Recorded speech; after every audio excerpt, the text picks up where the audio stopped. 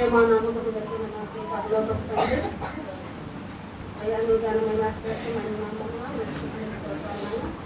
ఈ శుక్రవారం రోజు ప్రభువా నేను జ్ఞాపకం చేసుకున్నటకు నీవిచ్చిన మాకు ఈ దళితులు బట్టి స్తోత్రాలు చెల్లించుకుంటున్నాను తండ్రి. అయ్యా దినాలు బహు భయంకరంగా ఉన్న బట్టి ప్రభువా గడిచిన దినాల్లోనైనా మమ్మల్ని అందరూ జ్ఞాపకం చేసుకుని ప్రభువా మీ కృపలో పట్టుపరుచుకున్న విధానాన్ని బట్టి మీకు స్థితిని స్తోత్రాలు చెల్లించుకుంటున్నాను తండ్రి. అయ్యా మాకు సమాధానం నుంచి మాకు నెమ్మది కల్పించిన నా గొప్ప దేవా, అయ్యా నువ్వు సిలువలో పలికిన చివరి గడిగిన అయినా ఇది సిలువలో నువ్వు పలికిన 7 మాటల్లో 5వ మాట నీ దాసులను మాట్లాడబోచుండగా ప్రభువా నిలుచున్న వీరందరికీ నాయన చెప్పుచున్న నాకు మీ మెండైన జీవనము మా సంఘం మీద కుమ్మరించమని అడుగుతున్నాను తండ్రి. అయ్యా ఇదిగో నాయన నేను దప్పిపుంచున్నానన్న మాట నా ద్వారా మాట్లాడుకోవచ్చున్నా నా ప్రభువా, ఇదిగో నాయన నీకే మహిమా ఘనత ప్రభావం చెల్లించుకుంటూ అయ్యా మా రక్షకుడును మా కుమారుడైనట్టు యేసుక్రీస్తు నామమున అడిగి వేడుకొంచున్నాము తండ్రి.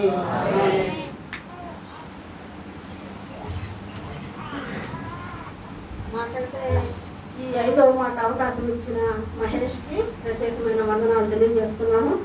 ఎందుకంటే మహేష్ తీసుకొని ఆ సమయాన్ని నాకు ఇచ్చాడు. ఈ సంవత్సరం నేను మాట్లాడలేకపోతున్నానని వేరే సహోదరి ద్వారా విని అక్క నువ్వు మాట్లాడు నేను మీకు ఇస్తున్నాను అని ఇచ్చాడు. అందుకని మహేష్కి వందనాలు చెప్తున్నాను. నాకు ఈ సమయం ఉండదని నేను చర్చిలో ఒక 5 నిమిషాలు అయితే నేను బాధపడ్డాను. ఎప్పుడు చెప్తున్నాను కదా ఈసారి నాకు దేవుడు ఈ సమయాన్ని దేవుని సన్నిధికి దూరంగా ఉన్నాను కాబట్టి నాకు సమయం ఇవ్వలేదు అనుకున్నాను. కానీ మళ్ళీ దేవుడు అవకాశాన్ని ఇచ్చాడు. ఈ 5వ మాట మన ద్వారా మనమందరము ఇప్పుడు ధ్యానించుకున్నాం. ఇంతవరకు 4 మాటలు మాట్లాడారు. నాకు ఇచ్చిన ఈ 5వ మాట యోహాను సువార్త 19వ అధ్యాయం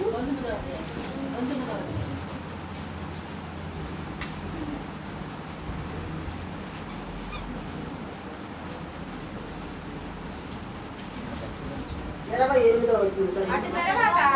అటు తర్వాత సమస్తమును అప్పటికి సమాప్తమైనదని యేసు ఎరిగి లేఖనము నెరవేరినట్లు నేను దప్పికొనుచున్నాను అనెను.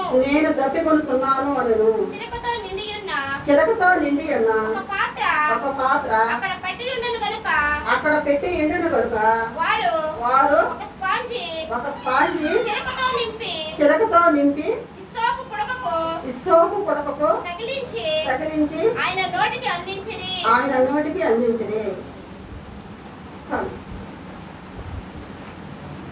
మన ప్రభువైన యేసుక్రీస్తు మొదటగా సిలువలో పలికిన 7 మాటల్లో మొదట పలికిన 3 మాటలు ఆయన పక్కనున్న మనుషుల కోసం మాట్లాడాడు. మిగిలిన 4 మాటలు ఆయన కోసం మాట్లాడాడు. అలాగే ఆయన 33.5 సంవత్సరాలు జీవించాడు. 3.5 సంవత్సరము 12 మంది శిష్యులకు ఆయన బోధన ఇచ్చాడనమాట. అలాగే పలికిన 3.5 సంవత్సరాలు 12 మంది శిష్యులతో మాట్లాడినప్పుడు ఆయన లాస్ట్గా చివరి గడియ ఇది. ఈరోజు చివరి గడియలో మనం ఈ 4వ మాట మాట్లాడబోతుండగా 5వ మాటలో ఆయన మన ఇంట్లో ఎవరైనా ఏదైనా మరణావస్థలో ఉండి చివరిగా చనిపోతే ఆయన చెప్పిన చివరి మాటలు మనము జ్ఞాపకం చేసుకొని దానికి ప్రాముఖ్యత ఇస్తాం. అలాగే మన ప్రభువు కూడా చివరి గడియలో పలికిన ఈ 7 మాటలకి ఎంతో ప్రాముఖ్యమైనవి, ఎంతో విలువైనవి, ఎంతో శ్రేష్టమైనవి ఈ 7 మాటలు. వాటిని కూడా మనము ధ్యానించుకోవాలి. అలాగే ఇక్కడ నాకు దాహం ఉందని లేఖనాలు చెప్పినట్లు లేఖనము నెరవేరినట్లు అటు తర్వాత సమస్తమును అప్పటికి సమాప్తమైనదని యేసు ఎరిగి లేఖనము నెరవేరినట్లు నేను దప్పికొనుచున్నాను అని అన్నాడు. యేసు ఎంతో మంది దాహాన్ని ఈ బైబిల్లో మనం చదువుకున్నాం దాహం తీర్చినట్టు. కానీ ఆయన దాహం ఉన్నాడని దప్పికొనుచున్నానని మాట్లాడుతున్నాడు. ఎంతో అది చాలా బాధాకరమైన విషయం. ఇక్కడ హాగర్ దాహం దాన్ని చూసుకున్నాం. హాగర్ దాహం 21వ అధ్యాయము 15వ వచనం. ఆ తిత్తిలోని నీళ్లు తినడం.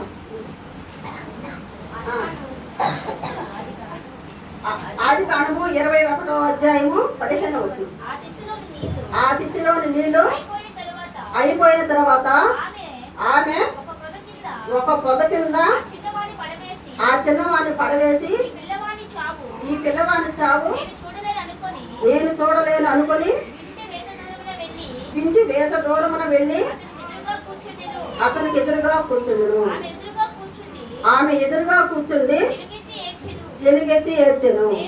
దేవుడు ఆ చిన్నవాని మొర వినెను.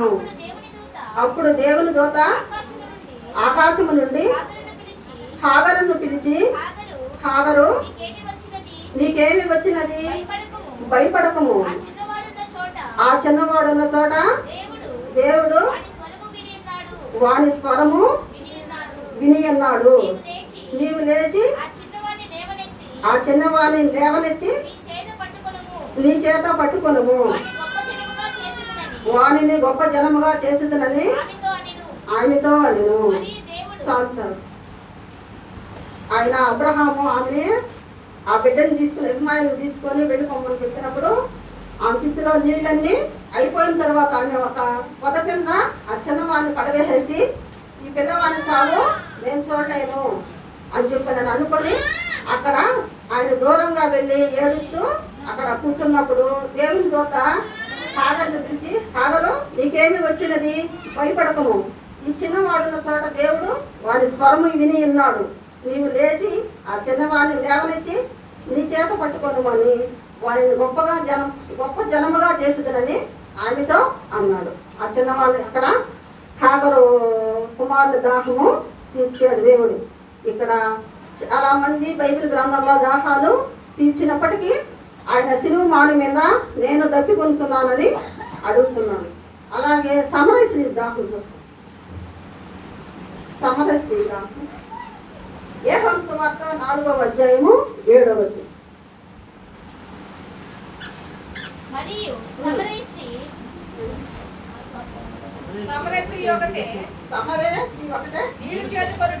నీళ్లు చేదుకొనుటకు అక్కడికి రాగా యేసు నాకు దాహమునకిమ్మని ఆమెను అడిగెను. ఆమె శిష్యులు ఆహారము కొనుటకు ఊరిలోకి వెళ్ళి ఉండిరి. ఆ సమరయ స్త్రీ యూదుడవైన నీవు సమరయ స్త్రీనైన నన్ను దాహమునకిమ్మని ఎలాగ అడుగుతున్నావని ఆయనతో చెప్పెను. ఏలయనగా యూదులు సమరయులతో సాంగత్యము చేయరు. అందుకు యేసు నీవు దేవుని వరమును నాకు దాహమునకిమ్మని నన్ను అడుగుతున్న వాడెవడో అదియు ఎరిగి ఉంటే నీవు ఆయనను ఎరుగుదువు అడుగుదువు. ఆయన నీకు జీవజలం ఇచ్చినని ఆమెతో చెప్పాను. చాలు చాలు. ఇక్కడ యేసు ప్రభు తన శిష్యులతో కలిసి యూదయ ప్రాంతంలో తన పరిచర్యలు చేసి అక్కడ నుండి గలిలయ ప్రాంతానికి ప్రయాణం అయిపోవచ్చు. మార్గం మధ్యములో నిత్య నివాసం అసహించుకొని సమరయ ప్రాంతం మీదుగా ఆయన అక్కడ ప్రయాణం చేస్తున్నాడు. అక్కడ ప్రయాణం చేసి అక్కడ సుకార అనే ప్రాంతంలో సుమారు మధ్యాహ్నం 12 గంటలప్పుడు చేరుకున్నాడు. తనతో వచ్చిన ప్రజలు భోజనం పానాలు కొనుటకు ఆ ఊరిలోనికి వెళ్ళారు. అప్పుడు ఆ ప్రయాణం దగ్గర అక్కడ ఆ ప్రభువు అక్కడ నిలిచి అక్కడ అలసిపోయి కూర్చొని ఉన్నాడు. కానీ కాలి నడకతో ఆ సుదీర్ఘ ప్రయాణం చేయటం వలన ఎండా వేడి వలన ఆయన అందరి ప్రయాణం చేయటం వలన ఎండా వేడి వలన మానవులాగా అయినా కూడా అలసిపోయి అక్కడ కూర్చొని ఉన్నాడు. అప్పుడు అక్కడికి మానవ స్వభావం గలవాడుగా ఉంటాడు. కానీ సమరయ స్త్రీ ఒకటే నీళ్లు చేరుకున్నటకు మధ్యాహ్నం 12 గంటలప్పుడు అక్కడికి వచ్చింది. అక్కడికి వచ్చినప్పుడు యేసు ఆమెను చూచి నాకు త్రాగడానికి నీళ్ళు ఇవ్వు అని అడిగాను. అందుకు ప్రభువు అలసిపోయి ప్రభువు అడుగుతున్న ఆ దాహం అది భౌతిక దాహం. ప్రభువు త్రాగడానికి ఇక్కడ 2 దాహాలు ఉన్నాయి. ఒకటి భౌతిక దాహము, 2 ఆత్మీయ దాహం. ఇక్కడ ప్రభువు అడుగుతున్నది బహుతు దాహంగా మనము చూడము.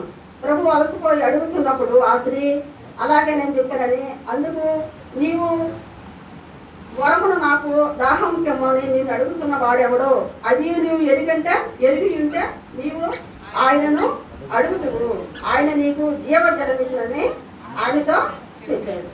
అలాగా ప్రభువు ఆయన దాహం అడిగినప్పుడు ఆ స్త్రీ నేను సమరయ స్త్రీని, నువ్వు యూదుడువు, నీవు సమరయ స్త్రీనైన నన్ను దాహం ఎలాగ అడుగుతున్నావని ఆయనతో చెప్పాను. ఎలాగనగా యూదులు సమరయంతో సాంగత్యము చేయరా అని చెప్పని అక్కడ ఇశ్రాయేలు దాహం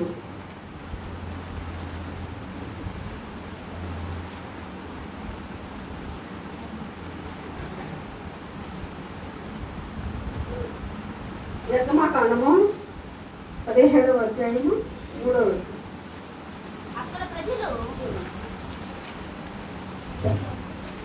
నిర్గమకాండము 17వ అధ్యాయము 3వ వచనం.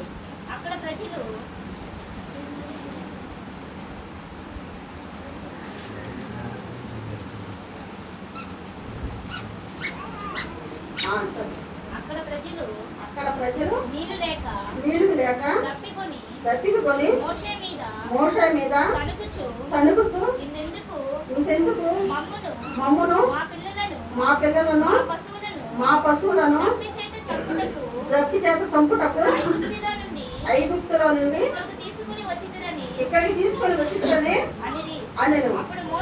అప్పుడు మోషే యెహోవాకు మొరపెట్టుచు ఈ ప్రజలను నేనేమి చేయదును, కొంతసేపటికి నన్ను రాళ్లతో కొట్టి చంపుతురేమో అనెను.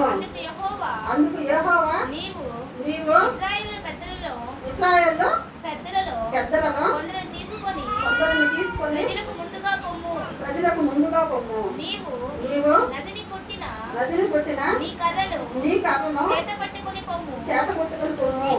ఇదిగో అక్కడ హోరేబులోని బండ మీద నేను నీకు ఎదురుగా నిలిచెదను. నీవు ఆ బండను కొట్టగా ప్రజలు తాగుటకు దానిలో నుండి నీళ్లు బయలుదేరునని మోషేతో సెలవీయగా మోషే ఇశ్రాయేలు పెద్దల కన్నుల ఎదుట అట్లు చేసెను. చాలు. ఇక్కడ ప్రజలు నీళ్ళు లేక దప్పు పొందుతున్నామని మోషే మీద సనుకుంటున్నారు.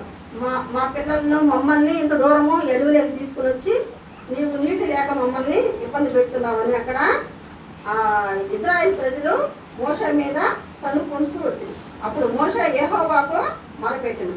ఈ ప్రజలు నేనేం చేయదును, కొంతసేపటికి నన్ను రాళ్లతో కొట్టి చంపుతుగానే.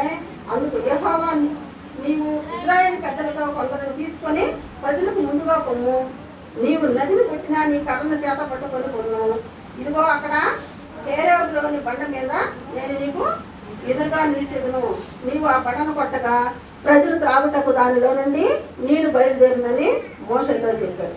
అలా చెప్పినప్పుడు మోషే అలా చేయగా ఆ బండను కొట్టినప్పుడు బండ చీరి అక్కడ నీళ్లు కుమ్మరించినప్పుడు ఆ నీళ్ళే దాహము ఇశ్రాయేలు ప్రజలకి అక్కడ ఇచ్చినట్టు అక్కడ కూడా ఇశ్రాయేలు ప్రజల దాహము యెహోవా తీర్చినాడు. అలాగే మారాను కూడా మధురంగా మార్చిన దేవుడు. మారా అనగా చేదు, ఆ చేదుని మధురంగా దేవుడు మార్చాడు. అలాగే ఇంకొక వాక్యం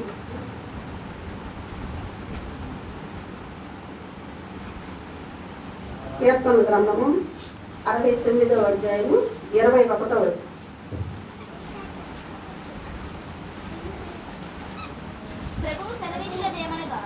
ప్రభువు సెలవిచ్చినదేమనగా 69:21 వారు చేతులు నాకు ఆహారముగా పెట్టింది, నాకు దప్పికైనప్పుడు చిలకను త్రాగనిచ్చిరి. వారి భోజనము వారికి ఉరిగా ఉండును గాక. వారు నిర్భయులై ఉన్నప్పుడు అది వారికి ఉరిగా ఉండును గాక. వారు చూడకపోవునట్లు వారి కన్నులు చీకటి కమ్మును గాక. చాలు. ఇక్కడ 21వ వచనం, వారు చేతును నాకు ఆహారముగా పెట్టిరి, నాకు దప్పిక అయినందున అప్పుడు చిలక త్రాగనిచ్చిరి, వారి భోజనము వారికి ఉరిగా ఉండదు కాక, వారు నిర్భలే ఉన్నప్పుడు అది వారికి ఉరిగా ఉండును.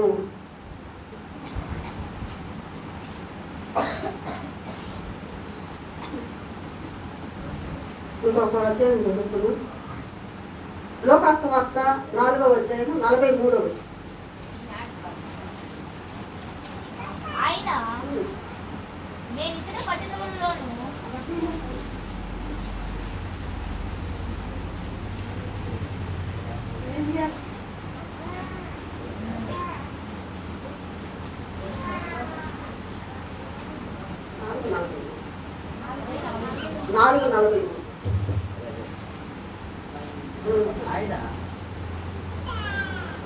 ఆయన నేను ఇతర పట్టణములలో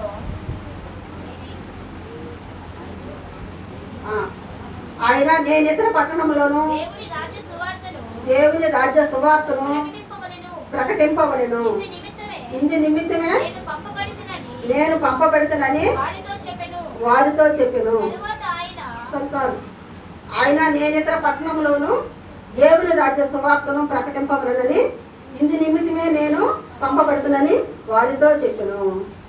యేసు ప్రభువు నేను ఇతర పట్టణంలోనూ దేవుని సువార్త ప్రకటించడానికి ఆయన ఈ లోకానికి వచ్చాడు, అందు నిమిత్తమే నేను ఇక్కడికి పంపబడితిని అని చెప్పాడు. అలాగే లోకాసువార్త 19వ అధ్యాయము 10వ వచనం చదువుకున్నాం.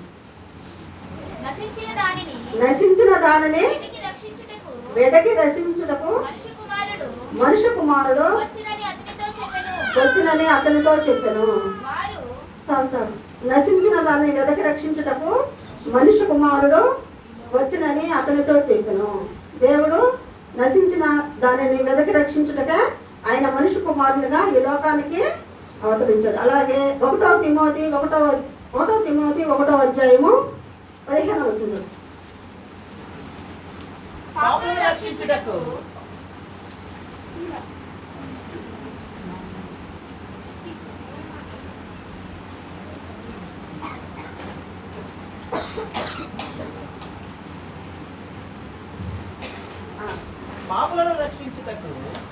1 తిమోతి 15వ వచనం. పాపులను రక్షించుటకు క్రీస్తు యేసు లోకమునకు వచ్చినను వాక్యము నమ్మదగినదియో పూర్ణాంగీకారమునకు యోగ్యమై ఉన్నదని అట్టి వారిలో నేను ప్రధానుడను అయినను నిత్య జీవము నిమిత్తము తనను విశ్వసింపబోవు వారికి నేను మాదిరిగా ఉండులాగున యేసుక్రీస్తు తన పూర్ణమైన దీర్ఘశాంతమును ఆ ప్రధాన పాపినైన నా యందు కనపరిచినట్లు నేను కనికరింపబడితిని. చాలు. పాపులను రక్షించుటకు యేసుక్రీస్తు ఈ లోకమునకు వచ్చినని వాక్యము నమ్మదగినదయ్యో పూర్ణాంగీకారమునకు యోగ్యమైనదయ్యో ఉన్నదని అట్టి వారిలో నేను ప్రధానుడను అయినను నిత్య జీవము నిమిత్తము తనను విశ్వపింపు వారికి నేను మాదిరిగా ఉండులాగున యేసుక్రీస్తు తన పూర్ణమైన దీర్ఘశాంతమును ఆ ప్రధాన పాపి అయిన నా యందు కనపరుచినట్లు నేను కనకరింపబడితిని అని చెప్తున్నాను. పాపులను రక్షించడానికి యేసుక్రీస్తు ఈ లోకానికి వచ్చాడు. వాక్యము నమ్మదగినదయో పూర్ణాంగీకారమునకు యోగ్యమైనదిగా ఉన్నది. అట్టి వారిలో నేను ప్రధానుడను అయినను నిత్య జీవము నిమిత్తము తనను విశ్వపింపబోవారికి నేను మాదిరిగా ఉండులాగన యేసుక్రీస్తు తన పూర్ణమైన దీర్ఘశాంతమును ప్రధాన పాపి అయిన నా యందు కనపరిచినట్లు చూస్తున్నాం. అలాగే యోహాను సువార్త 9వ అధ్యాయము 4వ వచనం.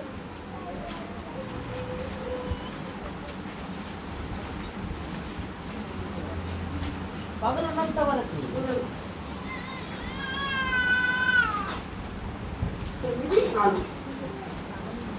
9:4. పగలున్నంత వరకు పగలు ఉన్నంత వరకు నన్ను పంపిన వాని క్రియలు నన్ను పంపిన వాడి క్రియలు మనము చేయుచుండవలెను. మనం చేయించుండదు. రాత్రి వచ్చుచున్నది, రాత్రి వచ్చుతున్నది, ఎవడునూ పని చేయలేడు. అప్పుడు ఎవడను పని చేయలేడు. నేను ఈ లోకంలో ఉన్నప్పుడు నేను ఈ లోకంలో ఉన్నప్పుడు లోకమునకు వెలుగునని చెప్పాను. లోకమునకు వెలుగునని చెప్పాను. ఆయన ఇట్లు చెప్పి ఆయన ఇట్లు చెప్పి నేల మీద ఉమ్మి వేసి నేల మీద ఉమ్మి వేసి ఉమ్మితో బురద చేసి ఉమ్మితో బురద చేసి వాని కన్నుల మీద ఆ బురద పూసి వాని కన్నుల మీద ఆ బురద పూసి నీకు సిలోయము కోనేటికి వెళ్ళి నువ్వు శిలోయమ కోనేటికి వెళ్ళి అందులో కడుగుకొనమని చెప్పాను. ఇందులో కడుగు కొనమని చెప్పాను. పగలున్నంత వరకు నన్ను పంపిన వాని క్రియలు మనము చేయించుండవలను. రాత్రి వచ్చుచున్నది, అప్పుడు ఎవడను పని చేయలేడు. అలాగే దీపం ఉండగానే ఇల్లు చక్క పెట్టుకోమని చెప్తున్నట్టు మనము ఉన్నంతలోనే మనం ఉన్న సమయాన్ని సద్వినియోగం చేసుకొని ఆయన వాక్యాన్ని మనము ధ్యానించుకుంటూ ఆయనలో మనము జీవించలాగా ఉండాలి. రాత్రి వచ్చినప్పుడు మనం ఏమి చేయలేం. పగలైతే ఏ పని అయినను మనం చేయలేం. నేను ఈ లోకంలో ఉన్నప్పుడు లోకమునకు వెలుగునని చెప్పాను. ఆయన ఇట్లు చెప్పి నేల మీద ఉమ్మి వేసి ఆ ఉమ్మితో బురద చేసి వాని కన్నుల మీద బురద పూసి నీవు శిలోయము కోనేటికి వెళ్ళి అందులో కడుక్కొనమని చెప్పాను. ఆ మాటకు పంపబడిన వాని అర్థము వాడు వెళ్ళి కడుక్కొని చూపు గలవాడే అక్కడికి వచ్చాను. కాబట్టి పొరుగు వారు భిక్షమనుట కొంత దూరం నుండి చూచి వారును వీడును కూర్చుని భిక్షం ఎత్తుకొని వాడు వాడా అనేది. వీడే అని అనుకుంటువు, వీడు కాడు, వీని కోరి అన్న ఎక్కడని మరికొందరు అనేది. వాడైతే నేనే ఎరును. వాడు నీ కన్నులు ఎలాగో తెరవబడిందని వారిని అడుగుగా వాడు యేసు అన్న ఒక మనుషుడు బురద చేసి నా కన్నుల మీద పూసి నీవు శిలోయమ్మ కోనేటికి వెళ్ళి కడుక్కోవాలని నాతో చెప్పిను. నేను వెళ్ళి కడుక్కొని చూపు పొందుతున్నాను. అలాగే ఇంకొక వాక్యం చదువుకున్నాం. మత్తయి సువార్త యెహెజ్కేలు 33:11.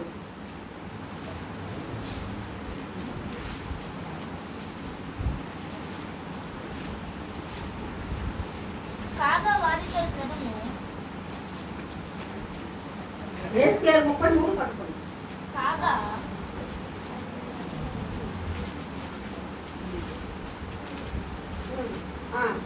కాగా వారితో ఇట్లనెను, వారితో ఇట్లను నా జీవము తోడు నా జీవము తోడు దుర్మార్గుడు దుర్మార్గుడు మరణము నొందుట వలన మరణము నొందుట వలన సంతోషము లేదు. నాకు సంతోషము లేదు. దుర్మార్గుడు దుర్మార్గుడు దుర్మార్గత నుండి తన దుర్మార్గత నుండి మరలి బ్రతుకుట మరలే బ్రతుకుట వలన నాకు మరలి నాకు బ్రతుకుట వలన బ్రతుకు వలన నాకు సంతోషం కలుగును. కాబట్టి కాగా వారితో ఇట్లను నా జీవము తోడు దుర్మార్గుడు మరణము నొందుట వలన నాకు సంతోషము లేదు. దుర్మార్గుడు మరణం నొందుట మన దేవునికి సంతోషము లేదు. దుర్మార్గుడు తన దుర్మార్గత నుండి మరలి బ్రతుకుట వలన నాకు సంతోషము కలుగును. మరలి అంటే మారు మనసు పొంది మంచిగా జీవిస్తే ఆయనకి సంతోషము. ఆ దుర్మార్గంతోనే మనం మరణిస్తే ఆయనకి బాధ. అదే చెప్తున్నాడు. కాగా వారితో ఇట్లను నా జీవము తోడు దుర్మార్గుడు మరణం నొందుట వలన నాకు సంతోషం లేదు. దుర్మార్గుడు తన దుర్మార్గత నుండి మరలి బ్రతుకుట వలన నాకు ఎక్కువ సంతోషము కలిగిన దేవుడు చెప్తున్నాడు. అలాగే యోహాను సువార్త యెషయా గ్రంథము 53వ అధ్యాయము 6వ వచనం చదువుతున్నాం. మనమందరము గొర్రెల వలె తోవ తప్పిపోతుమి. మనలో ప్రతి వాడను తనకిష్టమైన త్రోవకు తొలగిను. యెహోవా మన అందరి దోషమును అతని మీద మోపెను. చాలు.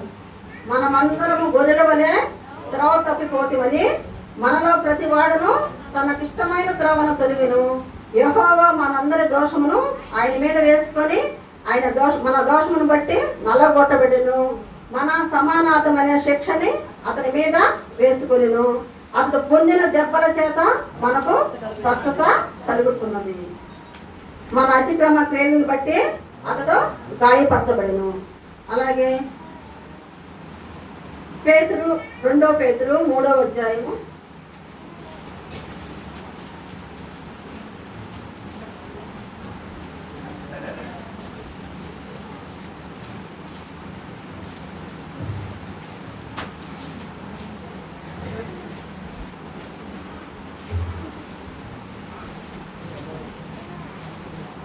రెండవ పేరు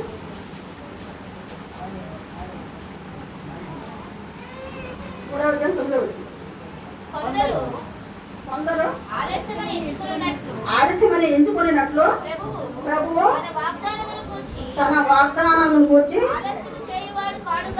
ఆలస్యము చేయువాడు కాడు గాని ఎవడును నశింపవలనని ఇచ్చయింపక అందరూ మారు మనసు పొందవలనని కోరుచు మీ ఎడల దీర్ఘశాంతము గలవాడే ఉన్నాడు. చాలు చాలు. కొందరు ఆలస్యమని ఎంచుకున్నట్లు ప్రభువు తన వాగ్దానమును గూర్చి ఆలస్యం చేయవాడు కాడు గాని ఎవడను నశింపవలనని ఇచ్చయింపగా అందరూ మారు మనసు పొందవలనని కోరుచు మీ ఎడల దీర్ఘశాంతం గలవాడునై ఉన్నాడు. కొందరు తొందరగా నేను నిన్ను ప్రార్థన చేస్తున్నాను, వాక్యం చెప్తున్నాను, దేవుని సన్నిధి ముందుగా పోతున్నాను, నాకు ఏమీ జరగటం లేదు, ఏమీ చేయటం లేదని తొందరపడుతూ ఉంటారు. కానీ దేవుడు ఆలస్యం వెనుక ఎన్నో అద్భుతాలు చేస్తాడు. దాన్ని మనము గమనించుకోవాలి. అలాగే ఆలస్యం చేయవాడు కాడు కానీ ఎవడనూ నశింపవలనని ఇచ్చయింపక అందరూ మారు మనసు పొందవలనని కోరుచు మీ ఎడల దీర్ఘశాంతము గలవాడై ఉన్నాడు. ఇక్కడ మత్తయి సువార్త 27:44 వచ్చింది, చదువుకున్నాము చివరిగా.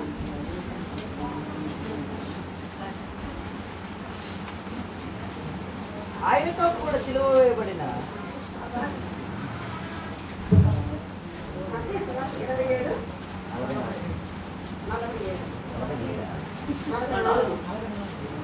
ఆయనతో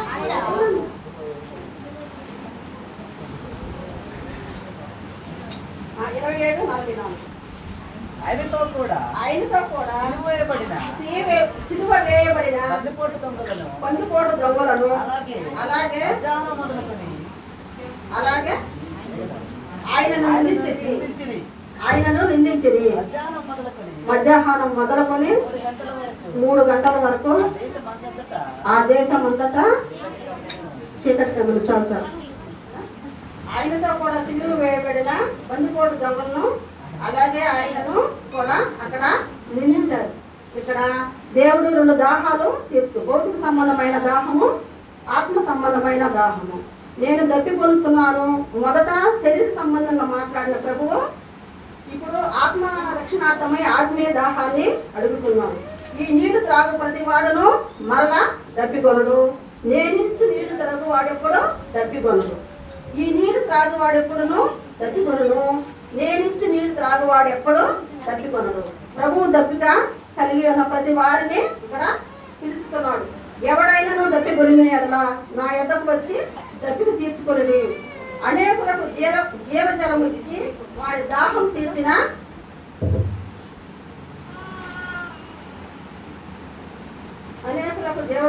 వారి దాహం తీర్చిన ప్రభువు ఇప్పుడు దాహమని ఇక్కడ సిలువ పైన ఆయన అడుగుతున్నారు. అలాగే ఇది ఎంతో బాధాకరమైన విషయం. అసలు ప్రభు అడుగుతున్న దాహం ఏమిటో, నన్ను పంపిన వారి చిత్తము నెరవేర్చుటకు, లేఖనములు నెరవేరుటకు, ఆయన ఈ దాహాన్ని తీర్చుకునేటకు, ఆయనను పొదముట్టించుటకు, ఆయనకు ఆహారం అయి ఉన్నదనే దేవుడు ఇక్కడ సెలవిస్తున్నాడు.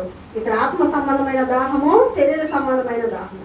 మనకు కావాల్సింది ఆత్మ సంబంధమైన దాహం. నేను దప్పికొంచున్నాను అంటే మన కోసం ఆయన దప్పిగా పొందుతున్నారు. మొదట శరీర సంబంధంగా మాట్లాడిన ప్రభువు ఇప్పుడు ఆత్మ లక్షణార్థమై ఆయన ఆత్మీయ దాహాన్ని, ఈ నీళ్లు త్రాగు ప్రతి వాడు మరలా దప్పికొందని ఆయన సెలవిస్తున్నాడు. అలాగే దేవుడు సిలువ వేయబడినప్పుడు అక్కడ ఆయన పక్కనే ఉండి మొదటి నుంచి ఆది నుంచి అంతం వరకు నిలబడి ఉన్న శతాధిపతి అక్కడ నిలబడి ఆయన్ని చూస్తూ ఉన్నాడు. చూస్తూ ఉన్నప్పుడు అందరూ ఆయన్ని హింసిస్తూ బాధిస్తూ బాధాకరంగా ఆయన చేస్తున్నప్పుడు ఆయన చచ్చిపోయాడా లేదని ఆయన ప్రక్కలో పల్లిపోటును పొడిచినప్పుడు ఆ రక్తము చిమ్మి శతాధిపతి కన్నుల మీద పడినప్పుడు ఆయనకి కంటి చూపు కనబడదంట. ఆ కన్నుల మీద రక్తం కార్చినప్పుడు ఆయన హింసించిన శతాధిపతి ఈయన నిజముగా దేవుని కుమారుడు అని అక్కడ సెలవిచ్చాడు. అలాగే